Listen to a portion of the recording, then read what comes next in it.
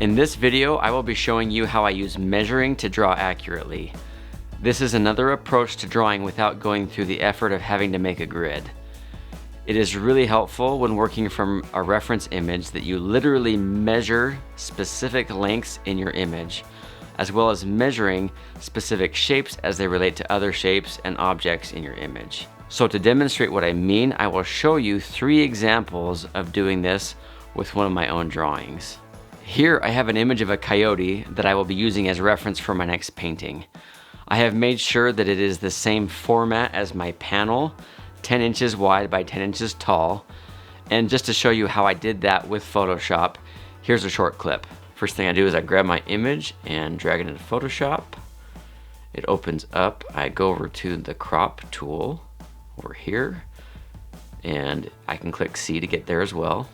Now I make sure my width by height is 10 inches by 10 inches. My resolution box is empty. Go over here, size it up to where I want it, adjust just right, and now I can zoom in, and as you can see on the rulers, it's 10 inches by 10 inches, which is perfect to correlate with my panel.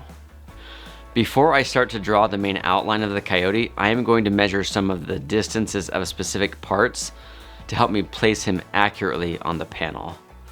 So the first thing I'm going to look for when placing some of these specific points on my drawing are where I have some major angles that are really prominent. Like here I have the top of the ear.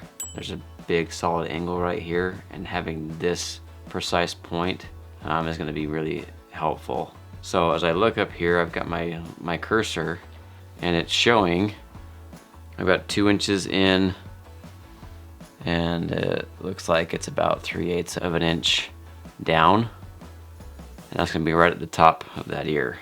So using my ruler, I'm going to go 2 inches over and put a little point there and make sure, and right here I'm going to go 3/8. Boom, right there. So that's going to be the top of that ear. I know that that ear curves around something like that, so I've got that in place. I've got some of this drawing established now. I've got the eye in place. A lot of the mouth area is in place. So another method that I'm going to show you here is finding a size relationship within the image itself. So here, from this line or this edge where his face meets the rest of his fur to the inside of his eye, I've got that size. And if I go here, see that how from that point over to this point, I'm right to where that other eye starts, that dark shape. So that's right about 1.5 inches wide. So I'm going to use that 1.5 inches, and I'm going to go here 1.5 inches over here, and I know that's where the edge of that part starts. Okay, so it's going to be roughly in there. It looks like it might be down just a little bit, but I know that that's the gap in between. And then if I move that over there, I can see that the eye fits well within that, plus this little dark ridge or valley, I guess, that's created at the edge of this eye is pretty much completely contained. So I'm gonna mark that over here. That shape to there is where the eye starts. The eye's gonna fit inside of that, and then I'm gonna have that little ridge that fits there.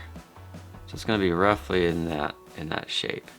So using this size relationship here, I create this one and then that one, and it will be way more accurate that way. So for my next example, I'm going to show you how I use vertical and horizontal lines to check the accuracy of my drawing. I'm going to use my marquee tool here, draw a vertical box at the edge of this ear, and I can see how it correlates with the edge of his face. Now I can see that the edge of his face is just a little bit inside of that line. When I place my ruler here vertically, mimicking the line on my reference, it actually shows that that face is in the accurate place. So I got it right. Let's try another one. I'm going to look over here at the corner of his mouth and see how it relates in relation to his eye. I'm going to place my ruler in the same place on his eye. When I hold that vertically, it looks as though the mouth is off. I need to draw it a little bit over to the right to make it accurate. So I'm gonna hurry and fix that. All right, now that the shape is accurate, I'm gonna see how the top of the mouth is in correlation with his nose. So I'm gonna do a horizontal line this time. Okay, so I see here that the top corner of his mouth is directly in line just right above that highlight on his nose. Let's see how I did. The horizontal line, oh, looks just right though. That highlight is just underneath the ruler and it's right in place.